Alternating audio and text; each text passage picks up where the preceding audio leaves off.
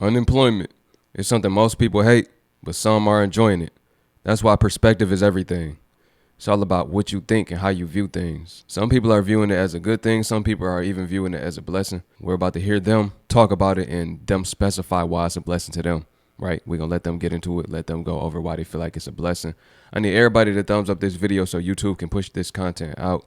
And I need every single person that's brand new to this channel that wants to go ahead and press that subscribe button so you can be added to the family and you can watch more of these videos. I'm dropping every single day, about 2 videos per day. On average, some days I drop a little more for y'all. With that said, man, make sure you ring the bell as well, and let's get right into this joint. I am unemployed. So I always tell people that I'm unemployed, and they look at me like I'm so crazy, and they're like, oh my gosh, I'm so sorry because I'm a 23-year-old living in New York and I don't got a job. But I get really confused when y'all look at me sad because I am happy to be unemployed. I take pride in not having a job, y'all. I feel like some of y'all fail to realize it is a blessing to have the privilege to not be working. Like, if I never had to work, I honestly would never work. I'm just really blessed because I'm in a place in my life where I don't have to work. Don't get me wrong, I'm gonna eventually work because I'm a registered nurse and I got this degree and I applied to a job just so I could use my license, but it was never needed. And I don't know, I feel like I'm the only person that takes pride in being unemployed. That is a privilege I am so grateful to have. Got a roof over my head, got my bills paid for, got my car, got my clothes, got everything I need in this life. And I don't even work. So I honestly wonder what it's going to be like next month when I actually start working a job. Because no joke, y'all, I have been employed for over 6 years. The last time I had a job was in high school, and it was a fun job that I had with my friends just because I wanted pocket money and just to have fun. But when it's come to seriously working, nope, I never had a job. I babysat here and there, but that was also just for fun and just to have money. Not even to have money, just to have extra money because I have money. I guess you can count social media as employment because I make money from this, but I don't even count as that because I be in my bed just like this making videos. But yeah, I take pride in being unemployed, and I'm eventually going to start working next month, and I'm going to be so sad about it, but it is what it is. I eventually had to work someday. But for now, I'm going to continue being happy that I'm unemployed.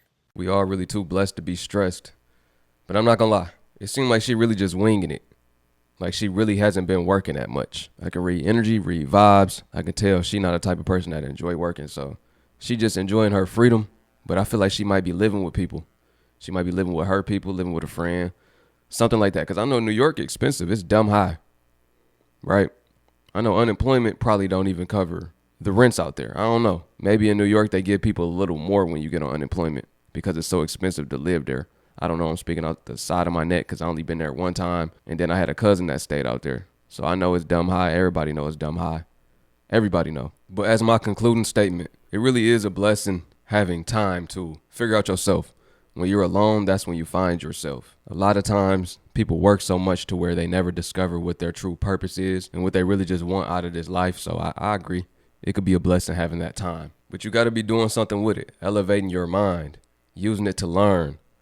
Using it to figure out your next move.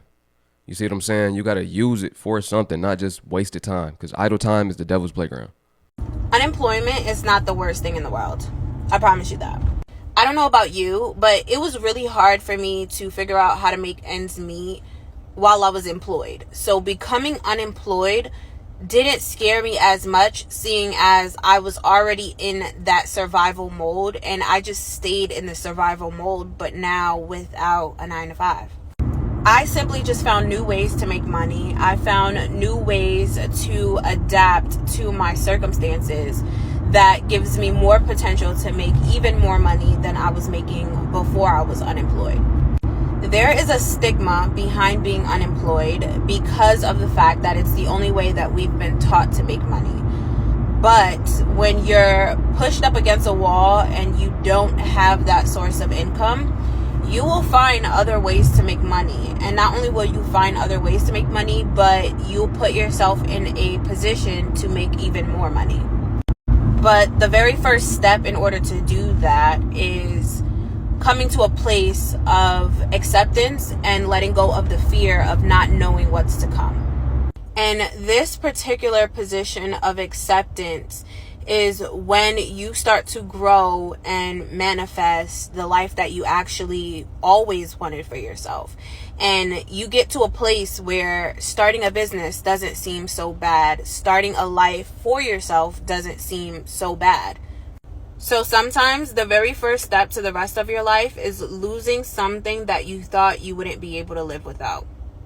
Not having a 9 to 5 doesn't scare me, and I don't think that it should scare you either. I think that it should provide you with the room that you need in order for you to grow, because at that job you might have been at capacity, and it's time for you to pop that lid off and really start to live the life that you want to live. She spoke the truth, the whole truth, and nothing but the truth. Because let me just tell y'all my story, right? I pretty much been, I know I always like doing hustles, side hustles, making legitimate money off of high in demand skills or some type of side hustle in general. And every single time that a new business endeavor came to me or a new idea to generate revenue, it was when I was unemployed. And to be real, I had one job in my life, right? And that was washing dishes. And the treatment that they gave me is the reason I said I would never get a job ever again.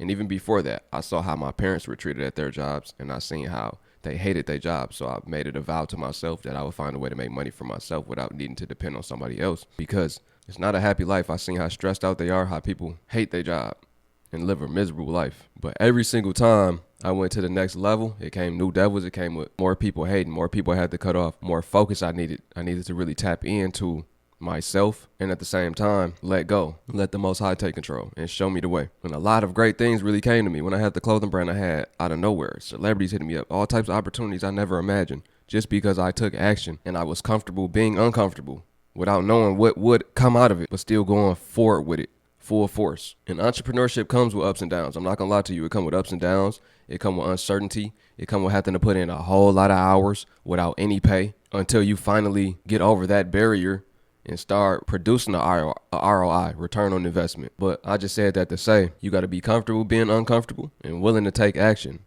No risk, no reward. The higher the risk, the higher the return. Because it is a risk banking on yourself. I'm going to be one that's going to tell you that. It could go good or it could go bad. No in between. But this is for the people that be like, well, what if I start a business and then it fails? Did you know the average millionaire goes broke 3 times?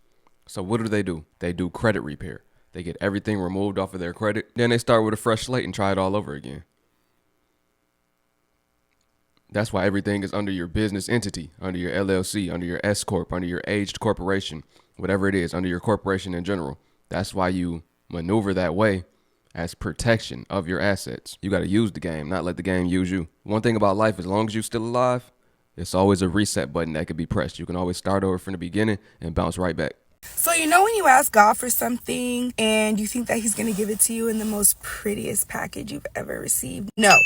I feel like not enough people talk about this. I asked God to help me stop being lazy. The spirit of laziness was on me like 3 years ago. I was not motivated to do anything, even get up and go get food. Like I was lazy. You know how God got me out of my spirit of laziness? I was unemployed. So I had to make money somehow. Your girl was Ubering day and night, 8 hours every day for months. It was hard, okay? Because I still wanted to go on trips and live my lifestyle.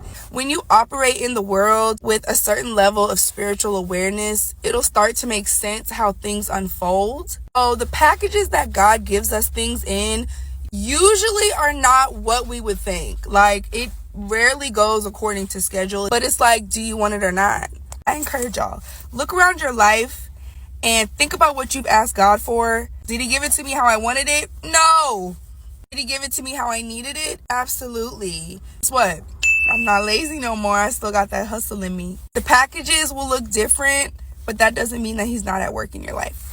Things never go as planned. It's all up to the man. But yeah, that spirit of laziness, you got to get that up off of you if you got it on you. I didn't had it on me before. And this is why I said at the beginning, idle time is the devil's playground. He could put that spirit of inactivity, inaction, doubt, and fear into your mind. If you allow him to, he will. Especially if you're a person that's really driven. You have a lot of good ideas that could change your life and other people's life, but you just haven't started, then he'll be what will stop you from going. Because he knows that you have the potential, but it's just potential if you don't take action, if you don't move forward with actually getting everything started, getting the ball rolling. So once you start doubting yourself, you got to reprogram your mind. You got to start to uplift yourself, listen to motivational videos, interviews, music, motivational speeches, whatever it is, whatever way you got to go about it. Everybody got their own way.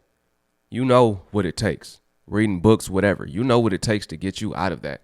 Once you feel defeated, you know what you got to do to be like, you know what, let me snap out of this. Whatever it is, you got to do that and then just start. This is something I learned from a millionaire, right? Commit now and figure out the rest later. Some people never start because they want to figure out every detail. What if this happens? What if that happens? What will I do if this happens? What you just have to do is start, and when it does happen, you learn how to maneuver around it and keep going. That's it. Commit now, figure out the rest later. We're going to end it off like that.